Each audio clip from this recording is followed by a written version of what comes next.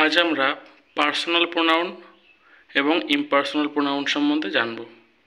গত যে প্রোনাউনের ভিডিও দেওয়া হয়েছিল সেখানে ক্লাসিফিকেশানগুলো করা হয়েছিল এবং বলেছিলাম প্রত্যেকটা ভাগের জন্য ডিফারেন্ট ভিডিও আসবে। পার্সোনাল এবং ইমপার্সোনালটা একসঙ্গে বানালাম। তো দেখা যাক পার্সোনাল প্রোনাউন কোনগুলো। পার্সোনাল মানে এর মধ্যে পার্সন আছে, তাহলে যে প্রোনাউন কোনো পার্সন অর্থাৎ ব্যক্তির নামের পরিবর্তে বসে সেগুলোকে পার্সোনাল প্রোনাউন বলে। এক্সাম্পলগুলো কী কী? যেমন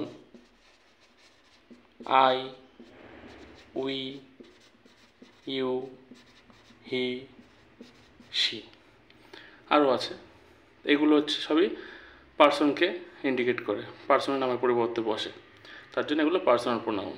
এগুলো যেগুলো লিখলাম এগুলো সবই কিন্তু আমরা সাবজেক্ট হিসেবে ইউজ করব। এগুলো অবজেক্ট হয়ে গেলে কী হবে? আই যদি অবজেক্ট হয় তাহলে মি হয়ে যায়, উই অবজেক্ট হয়ে গেলে আস হয়ে যায়, ইউটা অবজেক্ট হয়ে গেলে ইউটা ইউ থেকে যায়, হি অবজেক্ট হয়ে গেলে হিম হয়ে যায়, শি অবজেক্ট হলে হার হয়ে যায়।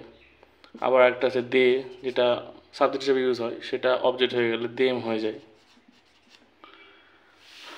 এগুলো এছাড়া আরেকটা জিনিস যে আই, এটা কিন্তু সিঙ্গুলার, আর প্লুরাল কোনগুলো? আই প্লুরাল হয়ে যাবে we. You singular, plural you, কেন হচ্ছে ইউ মানে তুমি হয়, ইউ মানে তোমরাও হয়। আর হি, শি, এগুলো দে হয়ে যায়। তো পার্সোনাল প্রোনাউন সম্বন্ধে এইটুকু ইনফরমেশন যথেষ্ট আশা করি। এরপরে ইমপার্সোনাল প্রোনাউন।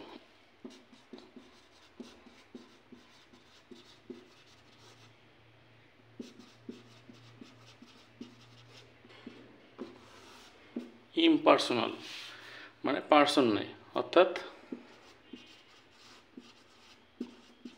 জড় বস্তু, জড় বস্তুর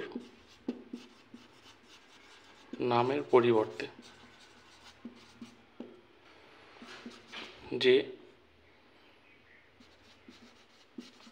ওয়ার্ড বসে, এটা একটাই আছে, সেটা হচ্ছে ইট।